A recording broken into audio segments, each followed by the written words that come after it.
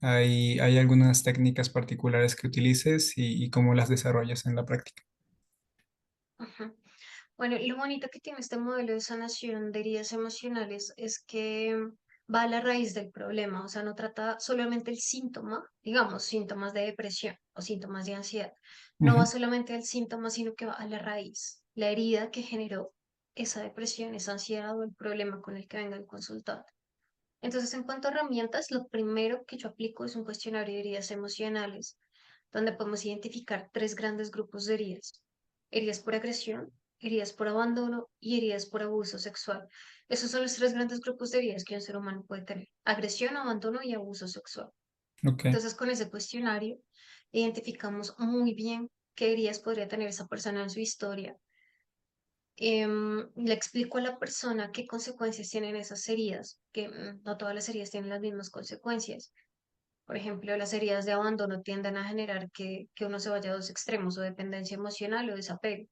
Las heridas de agresión llevan a otro tipo de consecuencias, como también otros dos extremos, o rebelarse o subyugarse, y así. Entonces le explico a la ok, persona qué consecuencias tienen esas heridas. Esa es la primera fase del proceso normalmente, como identificar heridas y comprender qué consecuencias tienen.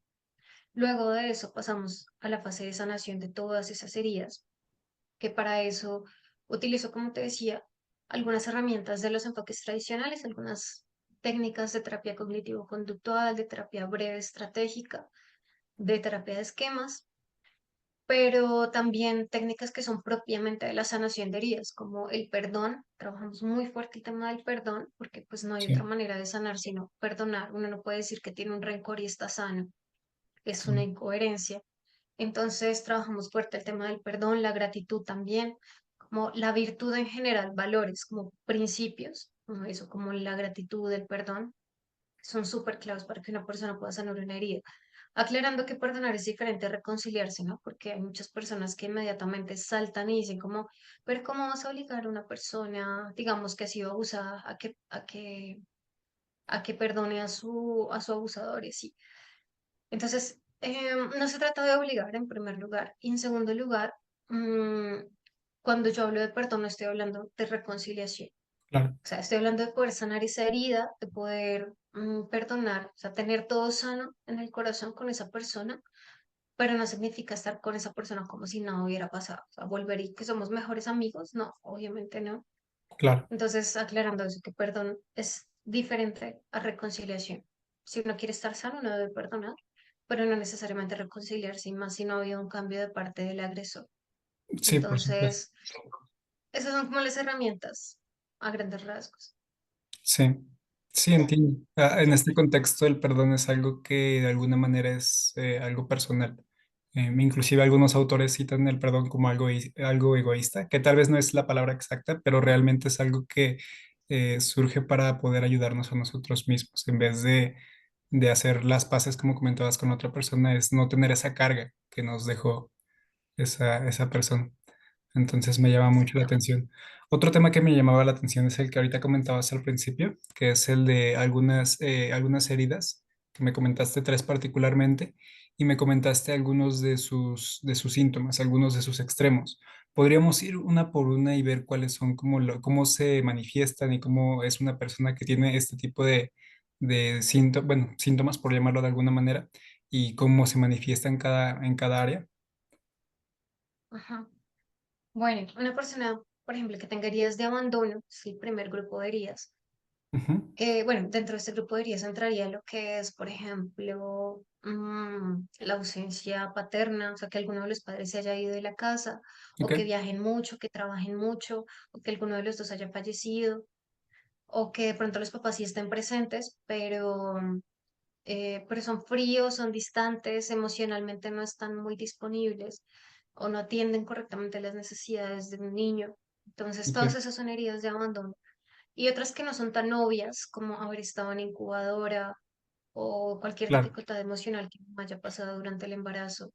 El rechazo al embarazo, si de pronto al momento de enterarse del embarazo hubo rechazo hacia el bebé de parte de los padres, todas esas son heridas de abandono y de rechazo, que rechazo y abandono entran dentro del mismo grupo. Ok, Entonces, Una persona con este grupo de heridas se puede ir a los dos extremos que te comentaba hace un rato, o dependencia emocional o Ujú. desapego. O sea, Ok, esta persona o se apega desordenadamente a cualquier persona que le genere algo de seguridad y genera ujú. dependencia hacia esa persona porque tiene Sí, mucho miedo al abandono, o se vuelve profundamente evitativa, o sea, prefiere vivir tratando de no apegarse a nadie, no le ofrece estabilidad a las otras personas, prefiere tener relaciones sin compromiso, como sexo casual, unión libre, amigos con derechos, cualquier tipo de relación sin compromiso, porque tiene mucho miedo de apegarse. claro. Entonces se vuelven más bien como así, evitativos, son personas muy abandonadoras. Esos son como los dos extremos. Hay personas que también fluctúan entre los dos extremos, como que a veces lo quieren todo con la pareja y a veces se desaparecen y cuando quieren vuelven y así. Entonces fluctúan entre los dos caminos. Sí, En cuanto a las heridas de agresión, dentro de este grupo de heridas entraría pues todo lo que es maltrato, castigo físico, insultos, humillaciones, comparaciones, maldiciones. Con maldiciones me refiero a cosas como es que usted no sirve para nada, cosas así. Ese ok, tipo de expresiones. Entra también el bullying, todo lo que es maltrato psicológico, maltrato verbal y obviamente maltrato físico. Y este grupo de heridas lo que tiende a generar es mucha ira en la persona maltratada, mucha ira. ok, Una persona llena de ira puede tomar esos otros dos extremos que te mencionaba, o rebelarse o subyugarse. O sea, o empieza a agredir a los demás, se ujú. vuelve él mismo el agresor, maltrata Claro, a otros, es el típico niño que hace bullying, sí, o, bueno, golpea a otros, se burla o se vuelve muy sarcástico, utiliza mucho el humor negro, la ironía, que también son formas de agresión. ujú. En el otro extremo están las personas que más bien se subyugan, las personas que se vuelven más bien sumisas, retraídas, tímidas, ensimismadas, aisladas. Estas personas también están llenas de ira, pero todo se lo guardan, prefieren no hablar por miedo a generar conflicto, por miedo a la confrontación. Ok, Y como no están agrediendo a otros, esa ira que tienen contenida la sacan autoagrediéndose, se agreden a sí mismos, ya sea físicamente o psicológicamente. Y en sí, cuanto a las heridas por abuso sexual, bueno, estas tienden a generar una ruptura bastante fuerte entre la unidad sexo, amor y vida. Es decir, una persona sana, con una sexualidad sana, tiene sexo, amor y vida integrados. La sexualidad está totalmente integrada. Se tiene sexo con amor y se está abierto a la vida. Una persona con heridas en su sexualidad tiende a tener todo esto desintegrado. Sexo por un lado, amor por otro, vida por otro. Todo desintegrado. ok, Empiezan a tener sexo sin amor, o sexo con amor pero sin apertura a la vida, o vida sin sexo y sin amor, como en la fecundación in vitro. Y así, o sea, todo desintegrado. Y tienden también a dos extremos, o lujuria o desinterés. Entonces, en el extremo de la lujuria son personas que empiezan a hipersexualizar todo, que empiezan a tener comportamientos sexuales compulsivos, se empiezan a volver promiscuos. Algunos generan algunas como parafilias o perversiones sexuales, como pedofilia, zoofilia, necrofilia, ok, sadomasoquismo, exhibicionismo, fetichismo, todo tipo de perversiones a nivel sexual. Es por el lado de la lujuria. Por el lado del desinterés están las personas, casi siempre mujeres, que le cogen más como una repulsión a este tema, no sienten interés sexual y le tienen más bien como una repulsión, como que les genera un rechazo entiendo, bastante fuerte que tampoco es sano. Ninguno de esos dos extremos es sano.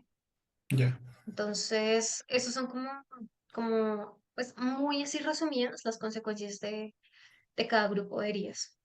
Claro, claro. Sí, es muy interesante tener esta perspectiva y cómo mucho de la sociedad se basa mucho en estas heridas que a lo mejor no han sido tratadas, pero al mismo tiempo se manifiestan de esa manera y es una forma en la que supongo yo que analizas tú ese tipo de comportamientos a través de las preguntas, a través de la guía y a partir de ahí pues ya empiezas a indagar un poco más para entrar en el fondo de todo lo que está causando ese tipo de síntomas. Exactamente, sí, sí.